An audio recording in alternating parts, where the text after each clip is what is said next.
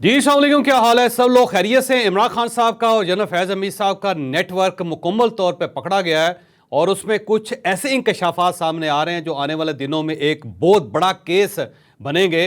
अब ये केस किस नौइयत का होगा, जेल के अंदर जो इमरान खान साहब का नेटवर्क था वो कौन कौन उसको चला रहा था, उसके अंदर कुछ नई चीज़ें सामने आई हैं, वो लोग कौन थे, और इसके साथ साथ जनरल फैज़ हमीद साहब का जो नेटवर्क था उसके अंदर तकरीबन 12 फौजी एहलकार और ऑफिसर शामिल हैं। वो एहलकार, वो ऑफिसर्स क्या करते थे और उनमें से कुछ लोगों के नाम अफवाज पाकिस्तान ने रिलीज़ कर दिए हैं। वो कौन लोग हैं, क्या करते थे, क्यों करते थे, किस तरह करते थे, ये हम आपको पूरी तफसील के साथ आज के व्लॉग में बताएंगे। और इसके साथ साथ इमरान खान साहब की निगरानी करने वाले जो एहलकार हैं उनकी निगरानी भी शुरू हो गई।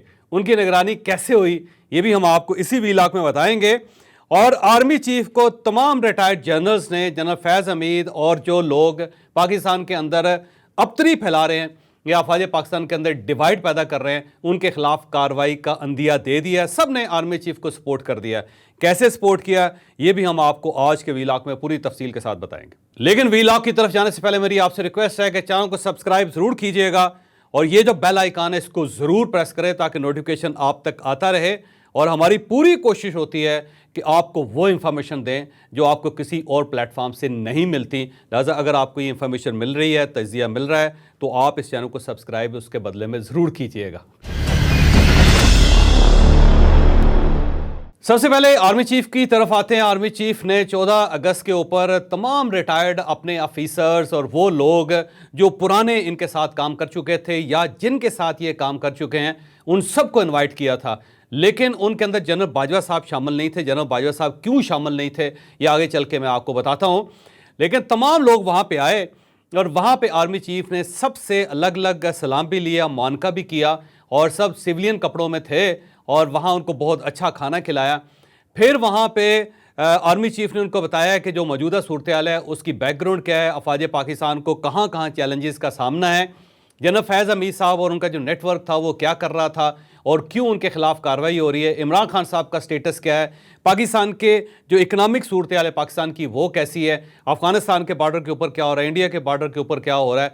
और इस सारे सिनेरियो के अंदर आर्मी चीफ ने अपने तमाम सीनियर जो ऑफिसर्स थे जिनके साथ वो काम कर चुके हैं उन सबसे पूछा कि इस मामले में हमारे पास अब कौन सी रेमेडी है, हमें क्या करना चाहिए। तो तमाम रिटायर्ड ऑफिसर्स ने आर्मी चीफ को अपनी हमायत का और अपनी फेवर का, अपनी सपोर्ट का अंदिया दिया और सब ने कहा कि हम किसी भी सूरत हाल में, किसी भी हालत में ना पाकिस्तान को नुकसान पहुंचता हुआ देख सकते हैं और ना ही आर्मी को किसी शख्स को डिवाइड करने की इजाज़त दे सकते हैं। और अगर ये म्यूटनी है, अगर ये बगावत है तो फिर इसके ज़िम्मेदारों को सख्त से सख्त सज़ा मिलनी चाहिए। लिहाजा अब आर्मी चीफ को वो तमाम लोग जिसको हम जनरल कैडर कहते हैं या फिर जनरल क्लब कहते हैं उनकी तरफ से पूरी सपोर्ट मिल गई है। और उसके बाद कहा गया कि अगर जनरल फैज़ हमीद साहब ने ये किया है और अगर आपके पास सबूत हैं तो फिर आप आगे बढ़ें और इनमें से जो पूरा नेटवर्क है उन सबको सजा दें। तो एक बहुत बड़ी सपोर्ट आर्मी चीफ को कल रात 14 अगस्त की वजह से या उस खाने की वजह से मिली है। तो अब मेरा ख्याल ये है कि अफवाज पाकिस्तान के अंदर डिवाइड नहीं है, जो लोग सर्विंग हैं उनके अंदर भी कोई डिवाइड नहीं है और जो रिटायर्ड ऑफिसर्स हैं उन्होंने भी फ़ौज की इस क़यादत की मुकम्मल हमायत कर दी है। तो एक बहुत बड़ी अच्छी खबर है जो आपके सामने मैं रख रहा हूँ। और ये जो जनरल्स आए थे इसके अंदर जनरल बाजवा साहब शामिल नहीं थे। क्या जनरल बाजवा साहब को बुलाया नहीं गया था? नहीं, जनरल बाजवा साहब को बुलाया गया था, लेकिन जनरल बाजवा साहब पाकिस्तान में नहीं है, वो दुबई में हैं, अपने साहबजादे के पास है, अपनी फैमिली के साथ हैं। इस वजह से वो आर्मी चीफ के इस शाइये में शरीक नहीं हो सके और उनके बारे में जो स्पेकुलेशंस फैलाई जा रही हैं, जो गलत खबरें फैलाई जा रही हैं कि उनको बुलाया नहीं गया था, वो 100% गलत है। उनको इनवाइट किया गया था लेकिन वो पाकिस्तान में नहीं थे, इसलिए वो इस अशाइये में शामिल नहीं हो सके। कल एक खबर चली थी कि अडयाला जेल के अंदर एक डिप्टी सुपरिटेंडेंट हैं मोहम्मद अकरम, उनको गिरफ्तार कर लिया गया। उनके साथ एक और साहब भी थे, बिलाल साहब, जिनका नाम मैंने आपके सामने रखा था। आज उसमें मज़ीद डिटेल सामने आई है कि एक डिप्टी सुपरिटेंडेंट दूसरे जिनका नाम ज़फ़र है और फिर एक असिस्टेंट सुपरिटेंडेंट है जिनका नाम नाज़म है और इनको भी गिरफ्तार कर लिया गया और इनकी इन्वेस्टिगेशन भी शुरू हो गई। और इनके साथ अब मज़ीद 7 लोग हैं जिनकी इन्वेस्टिगेशन हो रही है और ये 7 वो लोग हैं जो मोहम्मद अकरम के साथ एसोसिएट थे। उनमें से कुछ अर्दली थे, कोई वार्डन थे, कोई हेड वार्डन्स थे और इन सब के ज़रिए एक नेटवर्क था जेल के अंदर जो ये सारा काम कर रहा था कि इमरान खान साहब के लिए सहूलतकारी भी हो रही थी, عمران خان صاحب کو فون بھی پرووائڈ کیا جاتا تھا جس سے وہ باہر کال کرتے تھے، واٹس ایپ کے اوپر کالز ہوتی تھی۔